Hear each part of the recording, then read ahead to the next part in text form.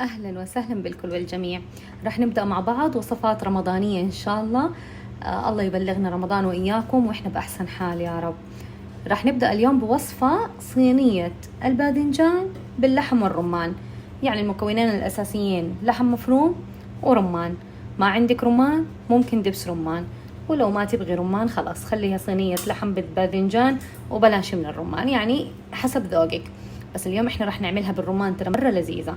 عندنا لحم مفروم، بصل مفروم، فلفل رومي مقطع، رمان، شرايح باذنجان مقلية زيت مغمور أو حتى بالقلاية الهوائية. عندنا طماطم معلبة معصورة، معجون طماطم لو احتاجنا مرة شوية.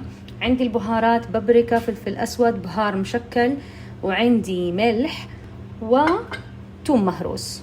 ببساطة هي دي المكونات. تعالوا نشوف مع بعض الطريقة. طاوة على النار راح نضيف شوية زيت، وأضيف البصل المفروم.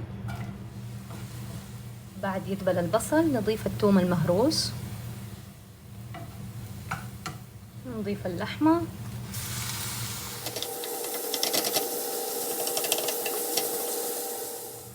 أضيف البهارات والملح.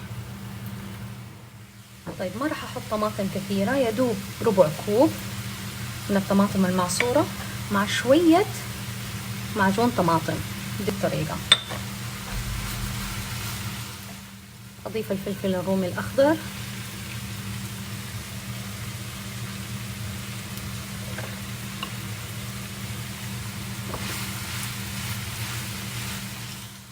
أضيف الرمان تقريبا بمقدار كوب،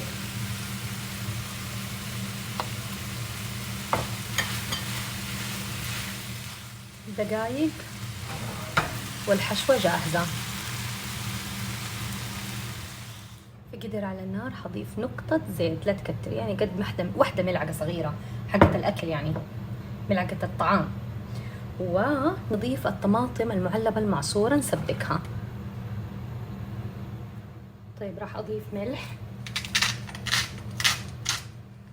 فلفل أسود،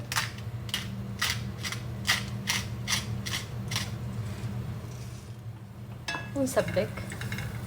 ما راح يطول ويتسبك على طول، يكون جاهز.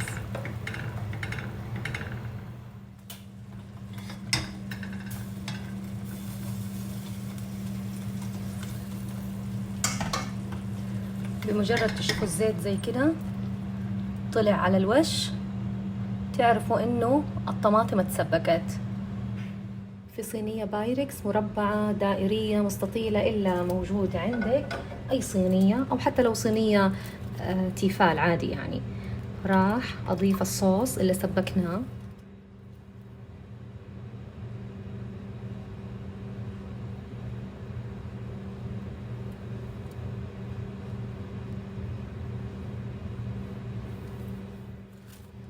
أرص شرايح الباذنجان المقلية. دي الطريقة.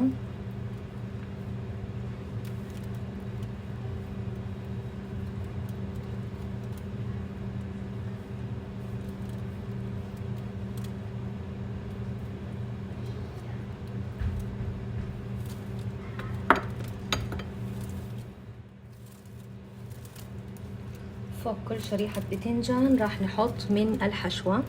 دي الطريقة، حاولي تعبيها.